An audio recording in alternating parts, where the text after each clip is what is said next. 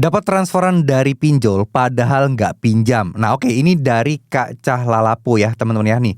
Jadi beliau bercerita ya dapat tiba-tiba transferan dari pinjaman nggak jelas, katanya tenornya 7 hari. Terus ditanya dikembalikan dan udah dikembalikan tapi ujung-ujungnya masih ada penagihan. Nah beliau takut banget buat diteror. Oke, jadi buat teman-teman yang mengalami kasus seperti Kak Cah Lalapo ini ya teman-teman ya. Nah teman-teman harus hati-hati teman-teman. Teman-teman ini biasanya udah pasti dipastikan pinjol ilegal sih. Apalagi tenornya 7 hari, apalagi dikembalikannya gede. Dan ditanya mau dikembalikan dan uang, jadi pinjolnya itu nggak ada kerugian apapun jadinya. Tapi teman-teman harus pahami juga nih yang terjadi di pinjolnya ya teman-teman ya. Pinjol nggak kehilangan duitnya, nah kakaknya masih terus ada penagihan. Nah kemungkinan besar kakaknya ini udah terjerat di pinjol ilegal atau mungkin diusik atau mungkin kejebak gitu ya teman-teman ya. Nah saya harap teman-teman yang mengalami kasus yang sama, ditransfer yang nggak jelas kayak gini, dan kalau kalian udah balikin duitnya, ya udah, nggak usah takut dan nggak usah cemas. Intinya pokoknya teman-teman jangan pernah install aplikasi pinjol ilegal aja.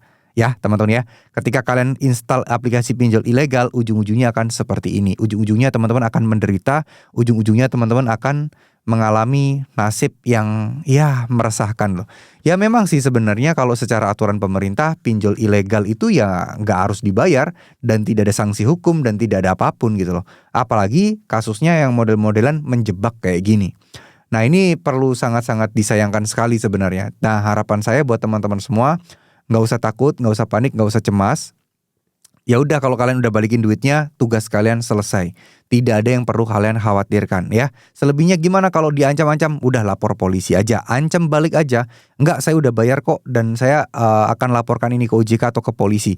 Sebenarnya kalau kita ngomong kayak gitu mereka juga nggak peduli karena mereka dari awal juga udah apa ya? Udah melanggar hukum gitu loh.